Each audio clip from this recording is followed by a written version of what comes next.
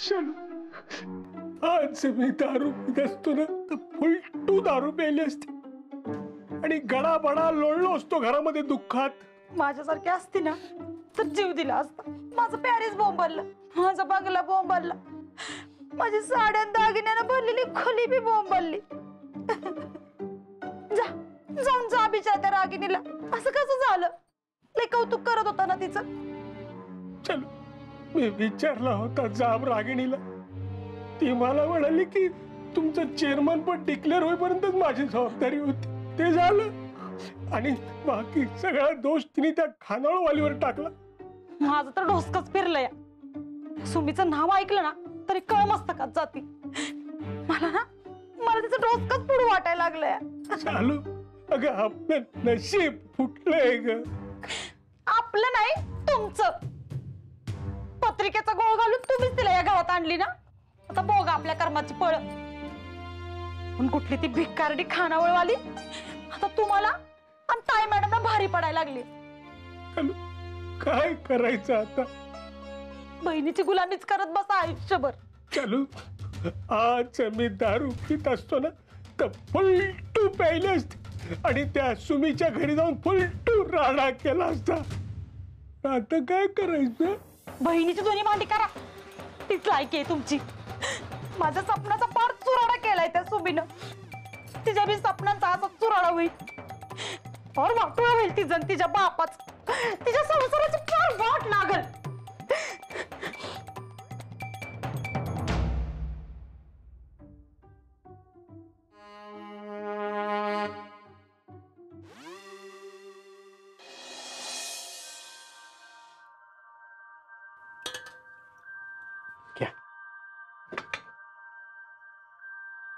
मला ना कधी कधी सुमीच्या संसाराची लई काळजी वाटते बघा जाधव साहेब.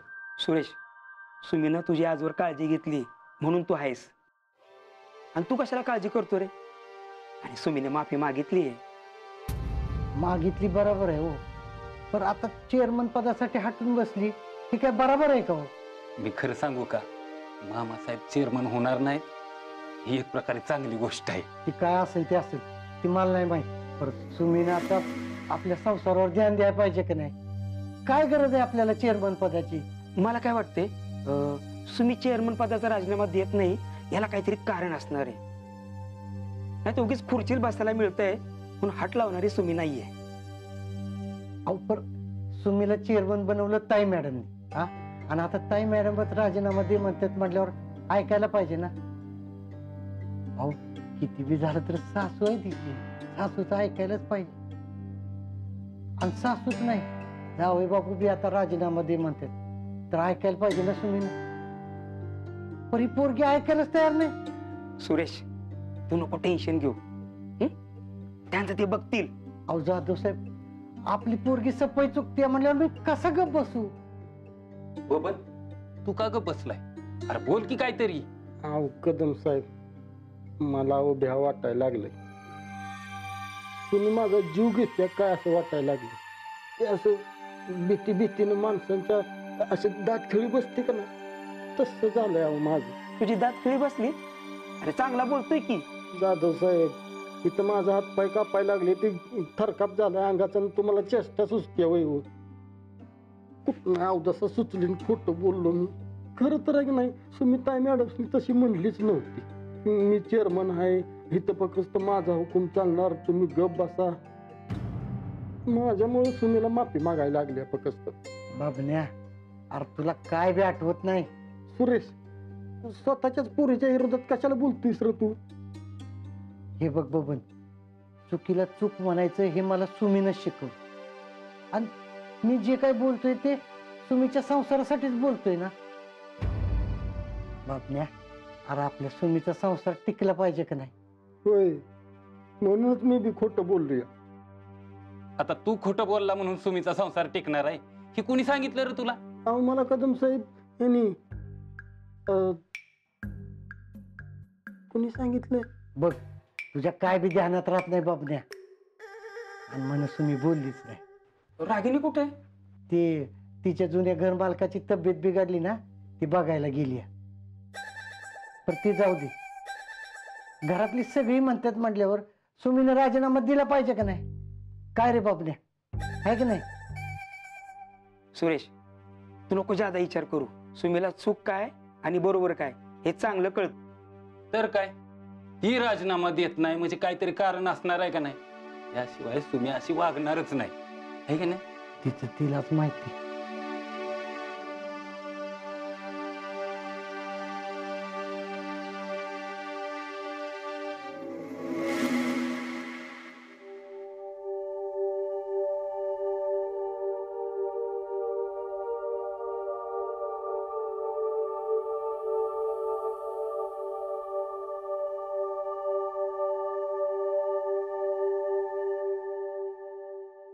तुम्ही मॅडम,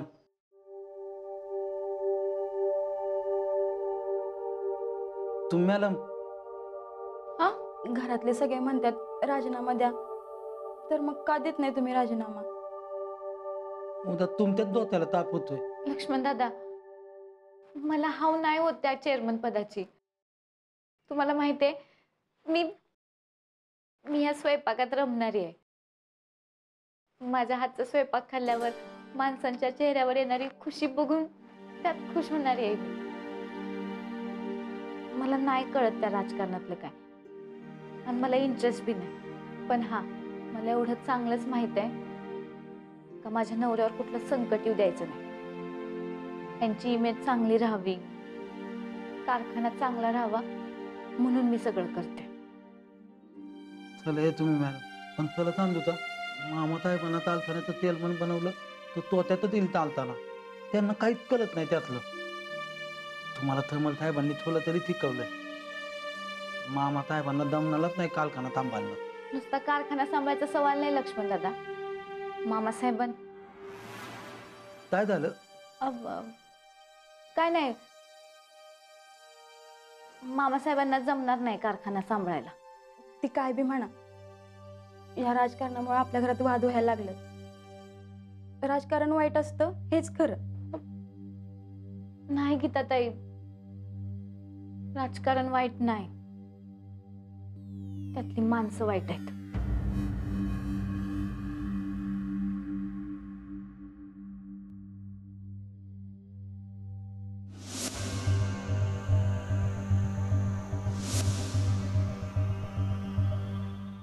घ्या हो पप्पा, घ्या. आज पार्टी झालीच पाहिजे. अहो, तुमच्या मुलीचा पहिला डाव सक्सेसफुल. रागिनताई, भाषा बदलली तुमची. अरे बदलणारच. त्या सुमी, त्या कोण बबन्या, तात्या अशा गावंडर लोकांबरोबर राहिल्यावर भाषा बदलायलाच पाहिजे ना रे. नाही, त्यांच्यातलीच एक वाटायला पाहिजे ना मी. काय ते बी बरोबर आहे म्हणा. म्हणून शिकते हळूहळू. रागिनताई, शिंदे साहेब लई दिवसाने पित असतील नाही? लई महिन्यांनी. या बाप्पा, घ्या. काय हो, काय कौतुकच नाही पोरीचं तुम्हाला. असला बार उडवून आली आहे ना मी त्या मंत्री पाटलांमध्ये. बूम. सेलिब्रेशन व्हायला पाहिजे. घ्या घ्या, मी सांगते ना. घ्या म्हटलं ना, घ्या. रागिनताई, एक विचारू का? विचार. आज मी खूप खुश आहे. मी काय म्हणतो की मंत्री पाटलाच्या कसा बार उडवला, म्हणजे कशा स्कीमा खेळल्या म्हणायचं? तुला काय करायचं?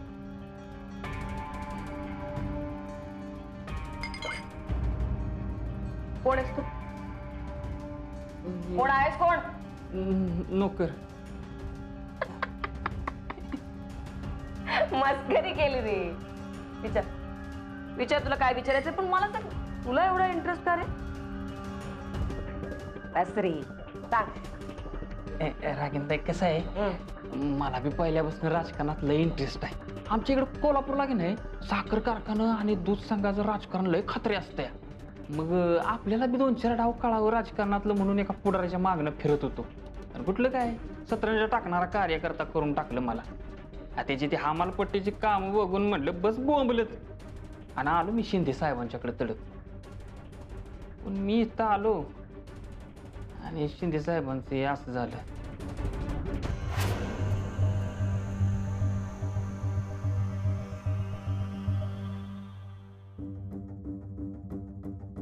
म्हणजे तुझ्यामुळे अपशकुन झाला हा? नाही रागिनताई. पप्पा पप्पा बघितलं याच्यामुळे झालं हे सगळं. नाही रागिनताई.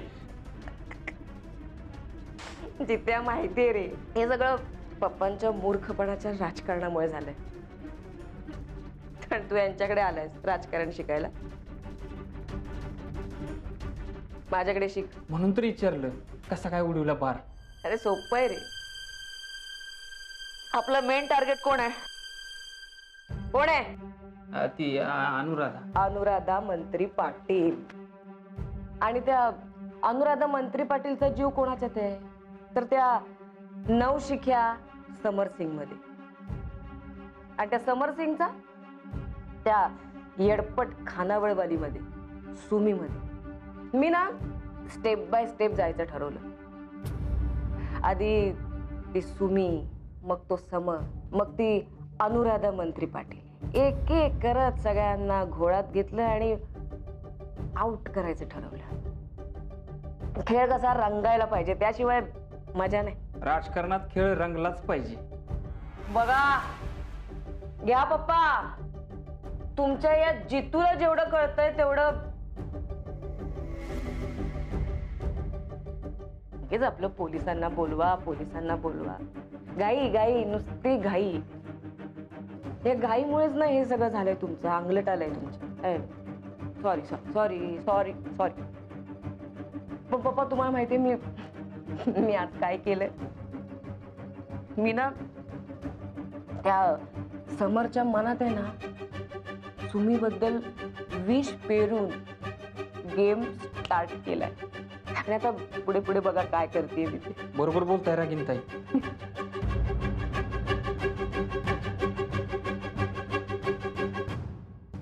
तुझ्यामुळे, फक्त तुझ्यामुळे.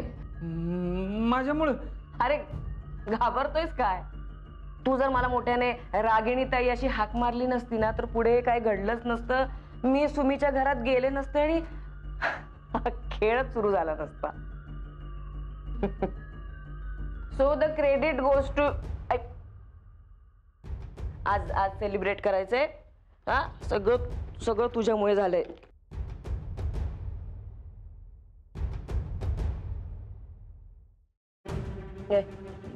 नाही नग.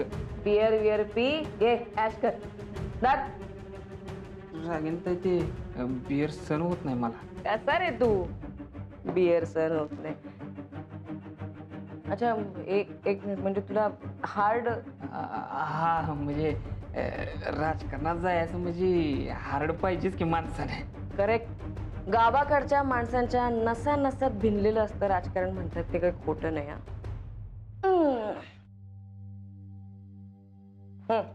To you. मला? अहो नको. घे रे. अहो पण घे म्हटलं ना. थँक्यू रागिनताई.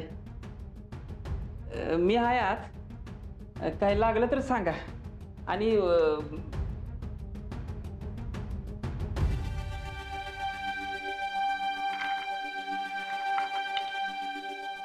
ए जितू थांब.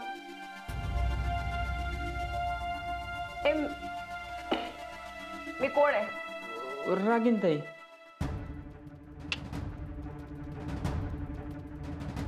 नाही, मी सटवाई आहे. सटवाई. सटवाई कशी नशीब लिहिते तसं मी नशीब लिहिते त्या मंत्री पाटलांचं. आणि यापुढे मी जसं जसं त्यांचं नशीब लिहीन ना तसे तसे ते नाचतील माझ्या समोर. आज माहितीये मी त्यांच्या नशिबात काय लिहून आले? सन्नाटा. काय सन्नाटा?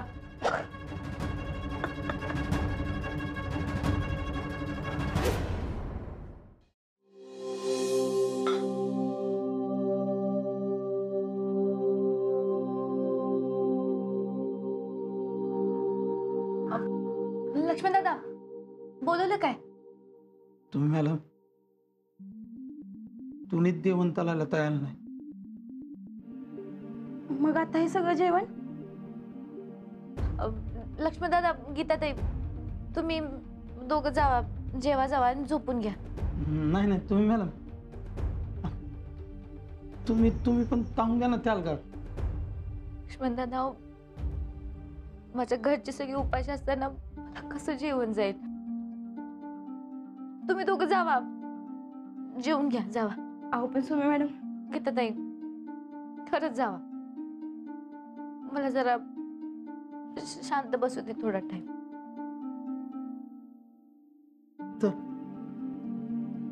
तुम्ही मॅडम देऊन द्या बोलता.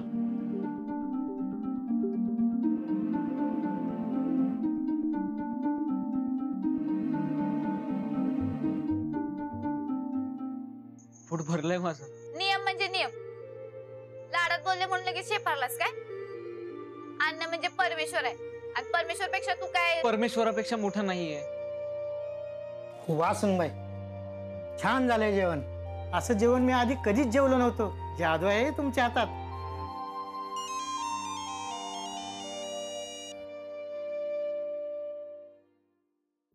हॅलो. काय बहिणाबाई, घरात काय परिस्थिती? सर्व ठीक? काहीच ठीक नाही, सगळं चुकतंय. माझ्या जेवणावर राग निघतोय, माझ्या घरातली माणसं उपाशी. का करते मी हे सगळं? रागिनी, मला नाही व्हायचं चेअरमन, मला नाही करायचं राजकारण. ए सुमे, सुमे ऐक, सुमे ऐक माझं. हे बघ, मी काय म्हणते ते ऐकून घे. ए सगळं काय तू स्वतःसाठी करतेस का राजकारण? हा, तुझ्या फायद्यासाठी तू चेअरमन झालीस का? नाही. नाही ना, मग हे तुला समर सरांसाठी एवढं करावंच लागेल. अगं, तू तुझ्या डोळ्यांनी बघितलंय, कानांनी ऐकलेस की ग? समर सरांची इमेज खराब झालेली चालेल का तुला? त्यांचं राजकारण सुरू व्हायच्या आधी संपून जायचं हे चालणार आहे का तुला? नाही. नाही ना, मग जरा अजून खंबीर राहा ना. म्हणजे घरच्यांनी कितीही दबाव आणला तुझ्यावर, अगदी समर सरांनी पण तुझ्यावर किती दबाव आणला ना, तरी तू ठाम राहा. तुला थोडासा त्रास होईल, पण तेवढं सहन कर. नाही म्हणजे तुझ्या नवऱ्यासाठी, समर सरांसाठी तुला तेवढं तर करावंच लागेल ना ग. करशील ना? हा, मी माझ्या नवऱ्यासाठी काय बी करायला तयार आहे. त्याच्या भल्यासाठी त्याच्या विरोधात जायला लागलं तरी जाईन. Good girl.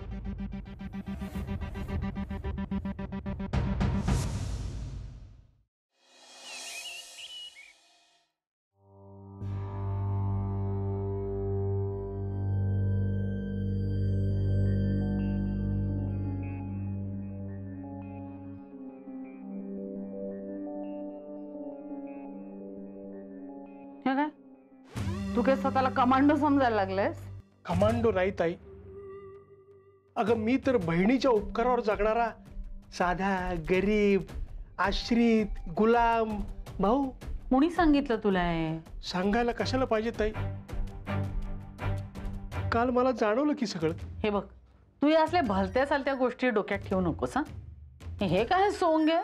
सोंग नाही ताई, कर्तव्य माझं ते. कसलं कर्तव्य? तोंड काळं करायचं. ताई, आजवर मी तुझी इमाने इतमारे सेवा केली. तुझ्यावर आलेलं प्रत्येक संकट मी माझ्या अंगावर घेतलं. आज तुझं तोंड काळं होणार आहे, मग मी ते माझ्या अंगावर घ्यायला नको? वेड लागलाय का तुला? ताई, सत्य कटू असतं. आज तुझं तोंड काळं होणार आहे ताई. तू सुमनला चेअरमन पदावरून काढून टाकायचं म्हणून आज संचालकांची मीटिंग बोलवली आहेस, पण सुमन आज राजीनामा देणार नाहीये ताई. सुमनला चेअरमन पदावर बसवताना तुला माफी मागावी लागली होती, आणि आजही तुला माफी मागावी लागणार आहे. म्हणजे तुझं तोंड काळं होणारच आहे ना ताई. तुझं प्रत्येक संकट, प्रत्येक दुःख मी माझ्या अंगावर घेत आलोय ताई, आजही आणि यापुढे घेत राहणारच आहे ताई. अजिबात नाही. कुठल्याही परिस्थितीत सगळ्या संचालकांच्या पुढ्यात मी तिचा राजीनामा घेणार म्हणजे घेणारच. पण संचालक ऐकतील तुझं? ऐकतील का म्हणजे? हिम्मत आहे का कोणाची माझ्या पुढे जायची? घरातली सून तुझं ऐकत नाही, बाहेरची लोक काय ऐकणार काय? नरसो हात पुढे कर. मार ना ताई, अजून मार मला. तुझी एवढी सेवा केली मी, त्याचं फळ मला मिळालंच पाहिजे ना. तुझा आश्रित गरीब भाऊ आहे ना मी. मार तू, मार, मार, मार.